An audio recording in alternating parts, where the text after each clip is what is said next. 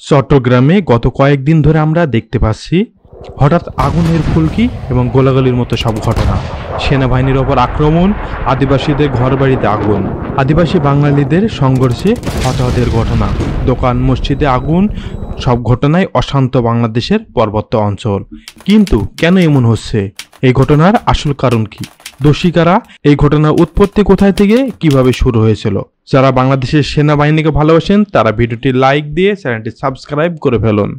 এখানে পাহাড় থেকে সেনা শাসন তুলে নাও, এরপরে বাঙালিদের তুলে নাও। আমাদের পাহাড় লাগবে। আমি কেন বাঙালি হতে যাব? বাংলাদেশের সবাই বাঙালি মানে এটা আপনি কিভাবে বলেন? বাংলাদেশের সবাই বাঙালি। আমি আদিবাসী, আমি বাংলাদেশি। আমরা কোনোভাবেই বাঙালি হতে পারি না।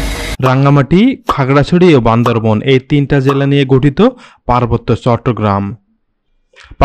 চট্টগ্রাম। প্রাচীন ইতিহাসে আরাকান রাজার শাসনের কথা উল্লেখযোগ্য। 1240 সালে ত্রিপুরার রাজার শাসন আমল, 1575 সালে পুনরায় আরাকান রাজার শাসন প্রতিষ্ঠিত হয়। 1666 সালে মোগলরা এই অঞ্চলের প্রভাব বিস্তার করে। 1860 সালে পুনরায় আবার ব্রিটিশরা এই অঞ্চলটি দখল করে এবং মুঘল ও ব্রিটিশ শাসন আমলে এই অঞ্চলে পাহাড়ি জনগোষ্ঠীরা তাদের নিজস্ব শাসন ব্যবস্থা বজায় রেখেছিলেন। সরাসরি ঘটনায় যায় 1960 সাল কর্ণফুলী নদীর ওপরে কাপ্তাই বাঁধ নির্মাণ করা হয়, যা বাংলাদেশের প্রথম জলবিদ্যুৎ কেন্দ্র প্রকল্প হিসাবে পরিচিত। এই বাঁধ নির্মাণের ফলে প্রায় 655 কিলোমিটার এলাকা প্লাবিত হয়, যার মধ্যে 22,000 একর চাষযোগ্য জমি ছিল।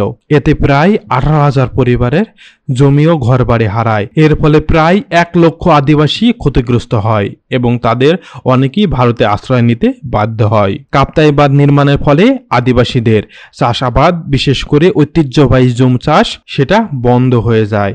এই ঘটনায় আদিবাসীর মধ্যে অসন্তুষ্টজনক এবং ক্ষোভ জন্ম নেয়, যা পরবর্তীতে পার্বত্য চট্টগ্রামের রাজনীতিতে পরিস্থিতি জটিল করে তোলে। 1971 সালে বাংলাদেশের স্বাধীনতার পর পার্বত্য চট্টগ্রাম বাংলাদেশের অংশ হয়। তবে এই সময় চাকমার রাজা ছিল ত্রিবিদ রায়। বাংলাদেশের স্বাধীনতার বিপক্ষে অবস্থান নেন। আদিবাসীরা বা তাদের সংস্কৃতি স্বতন্ত্র হারানোর আশঙ্কা করে। স্বাধীনতার পর বঙ্গবন্ধু শেখ মুজিবুর রহমান আদিবাসীদের বাঙালিদের পরিচয়ে নতুন রাষ্ট্রতে যোগ দেওয়ার আহ্বান জানান। কিন্তু চাকমা নেতা নারায়ণ লারমা আদিবাসী সংস্কৃতি এবং রাজনৈতিক সাহিত্য শাসনের দাবিতে পার্বত্য চট্টগ্রামে একটি সমিতি গঠন করেন, PCJSS। 1975 সালে জিয়াউর রহমান শাসন আমলে পার্বত্য চট্টগ্রামে সেনা মোতায়েন বাড়ানো হয় এবং বাঙালিদের পুনর্বাসনের উদ্যোগ নেওয়া হয়। এর ফলে পার্বত্য চট্টগ্রামের বাঙালির সংখ্যা বৃদ্ধি পায়, যা পাহাড়ি জনগোষ্ঠীর মধ্যে অসন্তুষ্ট সৃষ্টি হয়।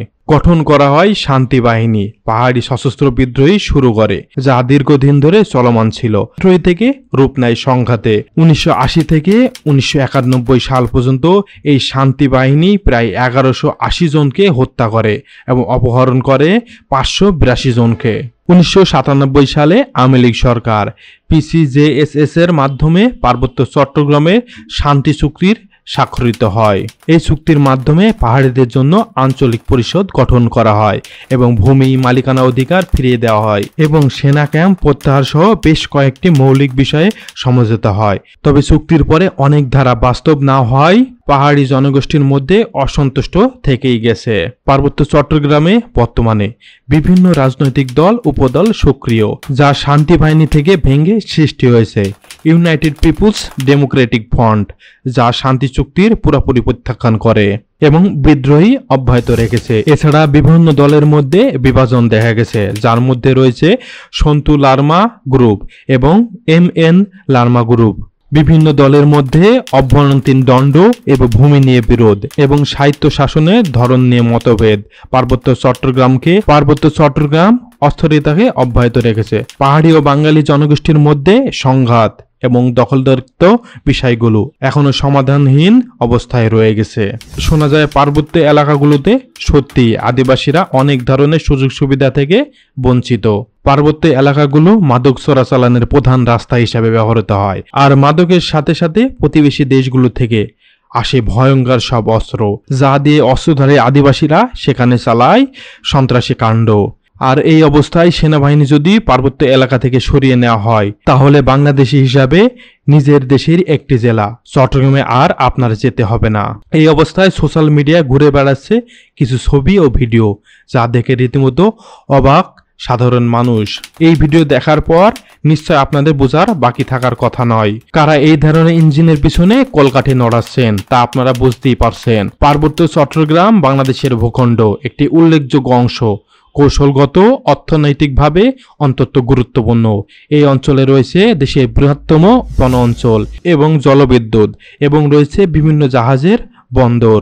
ভারতরা পার্বত্য চট্টগ্রামের উপর আধিপত্য বিস্তার করে তারা তাদের উত্তর পূর্বাঞ্চলের নিরাপত্তা নিশ্চিত করতে চায়। আর যদি তাদের অধিকার আদায়ের সংগ্রামের নামে কুচক্র মহলের স্বার্থ হাসিলের এজেন্ডা বাস্তবায়ন করতে চায়, তাহলে আমরা আশা করব খুব শীঘ্রই তাদের নিজের ভুল তারা বুঝতে পারবে। আজকের ভিডিও এই পর্যন্তই, আবার দেখাবে অন্য ভিডিওতে। ততদিন ভালো থাকেন, সুস্থ থাকেন, আল্লাহ হাফেজ।